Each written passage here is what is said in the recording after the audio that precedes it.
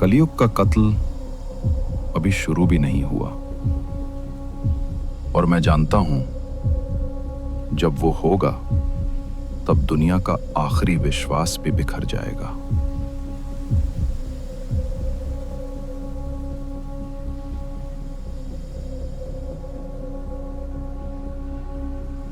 अगली सुबह डिटेक्टिव अपने गुरु के पास था। एक आखिरी उम्मीद, एक आखिरी सवाल। तुम समझ रहे हो कि तुम उसका शिकार कर रहे हो, पर शायद तुम खुद उसके खेल का हिस्सा बन चुके हो। मतलब मैं चाहे जितना तेज भाग लूं, वो हमेशा एक कदम आगे रहेगा। उसका सबसे बड़ा हथियार है उसके शब्द। गुरु ने एक कहानी सुनाई, एक कहानी जो अंधेरे से भी गहरी थी।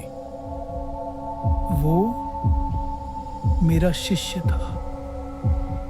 उसके माँ बाप भगवान के सबसे बड़े भक्त थे, और एक दिन रास्ते में ट्रक ने उनकी गाड़ी कुचल दी।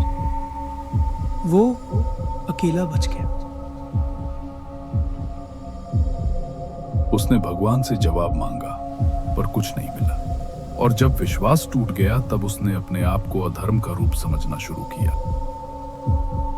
उसके लिए समाज का गिरना एक युद्ध है, और वो खुद काली है। रात को जब डिटेक्टिव घर पहुंचा, दरवाजे पर एक छोटा पार्सल पड़ा था। अंदर एक पुरानी कैसेट। सुन रहा है तू भगवान? मैं तेरा ही पुत्र हूं, पर तेरा बंदा नहीं। मैं काली हूं, जो धर्म की नाक पर काला तिल बनकर चिपक गया है। गुरु की बातें अमृत जैसी हैं।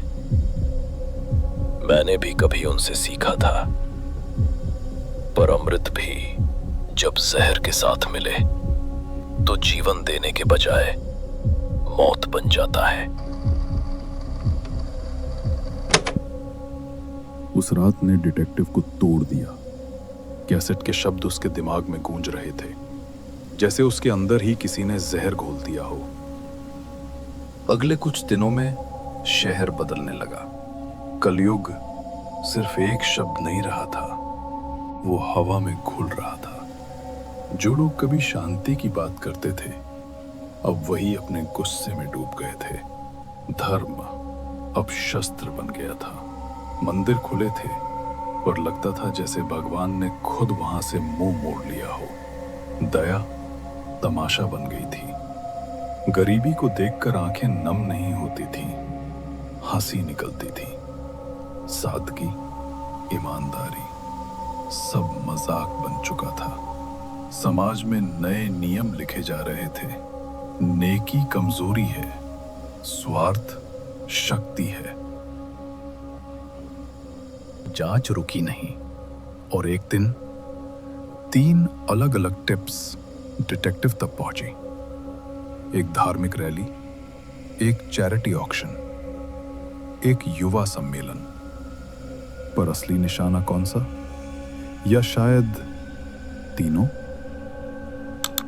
अगर तीनों सही हैं, तो मैं तीनों जगह नहीं हो सकता। उसी रात घड़ी ने 1 बजाया। फोन की घंटी बजी, और आवाज वही थी। कलयुग शुरू हो चुका है, और तू अब भी समझ नहीं पाया। मैं इंसान को नहीं, इंसानियत को मार रहा हूं। डिटेक्टिव ने जवाब नहीं दिया, सिर्फ उसकी सांसें तेज होती गईं। काली को मारने के लिए कल्कि को आना होगा।